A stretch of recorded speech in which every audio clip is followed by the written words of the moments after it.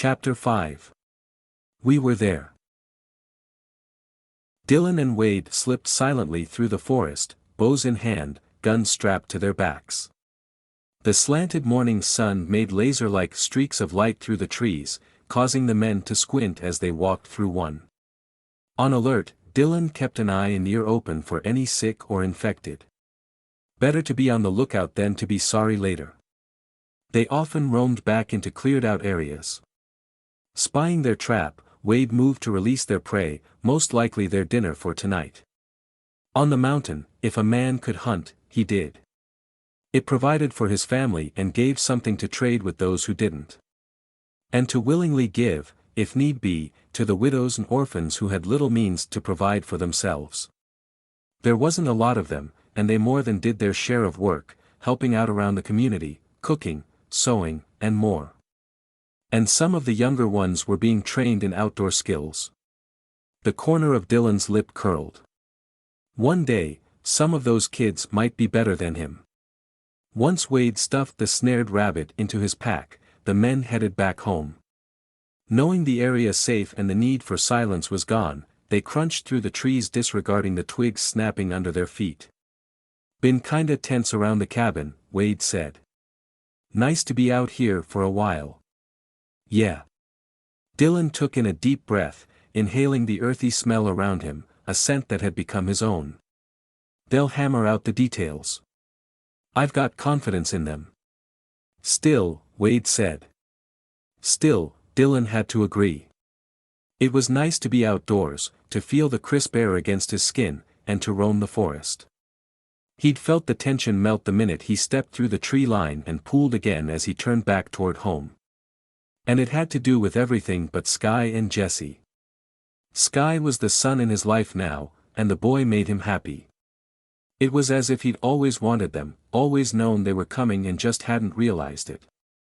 To be near Sky gave him the same feeling he had running free in the woods, and that was the best compliment he could give to a person.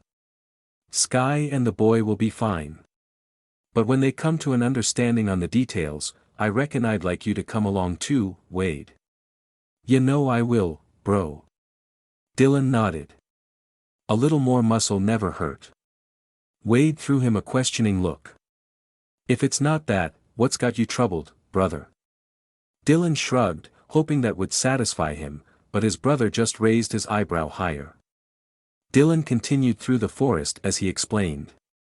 "Before it was just us, taking care of ourselves. You, me, and this forest." He gestured toward the trees. "Like today. Somehow, we've become something to people," Dylan said as he glanced at Wade. "Something way more than anyone believed us capable of before the world fell. I always thought that was something I wanted. Now, I'm not sure what I think. It's a lot." Dylan ran a hand over the back of his neck. "It's one thing gettin' a woman and a boy. It's another to get a whole village." The men stopped. Wade held his tongue until Dylan had his say. For a moment, they listened to the wind rustle through the trees. Somewhere to their right, small claws scrabbled up tree bark. Probably a squirrel or chipmunk on its way home with dinner, just like them. Dylan kicked at some green moss clinging to the tip of a rock poking out of the ground. "Everywhere I turn, someone needs something. Advice, lessons, help of some kind or another. I give it willingly. But I think, do those townspeople remember that I'm the guy they used to side-eye and make snide remarks about? What did you think would happen when you gave the invite for them to come on up here? I reckon I thought they'd look to Tom. Tom don't know squat about how to live on this mountain. He's lived in town his whole life. I know.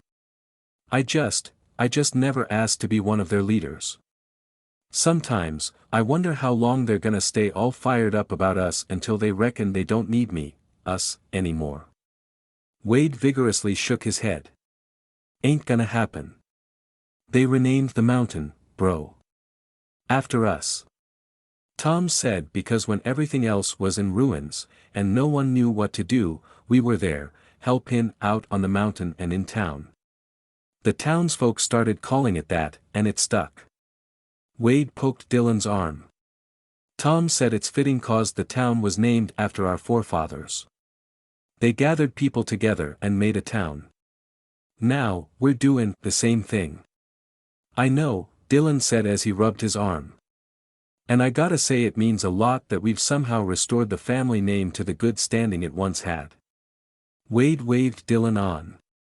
Don't worry. We got this. Dylan nodded and pushed through a bit of brush, then stopped. Something seemed out of place. Dylan hissed to get his brother's attention. Wade glanced back and stopped. With the men quiet, the wildlife came alive. One, then two, birds twittered in the trees around them, a chipmunk scurried, a squirrel chattered. None of that was what Dylan waited to hear. He scanned the forest. There it was. The long, low moo of cattle. The men exchanged a glance and changed direction, heading toward the sound. The forest gave way to a small opening where 11 cows laid or stood. Those lying chewed in contented silence. The 5 who stood were clearly distressed. From the herd's rough condition, it seemed like they may have been roaming for a while. The men's eyes lit up as they glanced at each other. It was like finding treasure. They could breed these beef cattle with the bull one of the neighbors owned. It would be the beginning of a regular meat source for the community. As Wade got closer to the small herd, he made a sound of disgust. "Looky here," he said, pointing to the cow closest to them. The flesh on the cow's back was torn. Its thick skin laid open, hanging from its body, flies covering the oozing wound. Wade waved his hand over the insects, disturbing them. Dylan's head jerked back in surprise. "Is that? It can't be." "Yep, it sure is, brother. A human bite mark. One of the sick had ripped this skin apart." "It wasn't for food," Dylan said. "See, nothing is gone, it's just ripped up. Sides, once the illness gets advanced enough that they're attacking people, they can't seem to keep anything down. Sky said the rabies part of the virus rewires the brain so victims bite to spread the disease. Pry what happened here," Wade said. "That's some tough hide to get through. It's one strong-minded disease. And one good set of chompers." Dylan pointed out the other group of cows. "Let's look at the others." He looked over the calmer animals. "These look good. Better put those other ones down, but these we might be able to use. We can talk to Doc about it." Wade nodded his agreement. "Let's get back home and figure this out then." The men walked through the forest, heading for the truck they'd left on the side of the road. After laying their bows in the bed of the vehicle, a faint sound caught their attention and they stilled. Raspy, heavy breathing snaked through the forest. It was unmistakable. A large pack of sick was in there somewhere.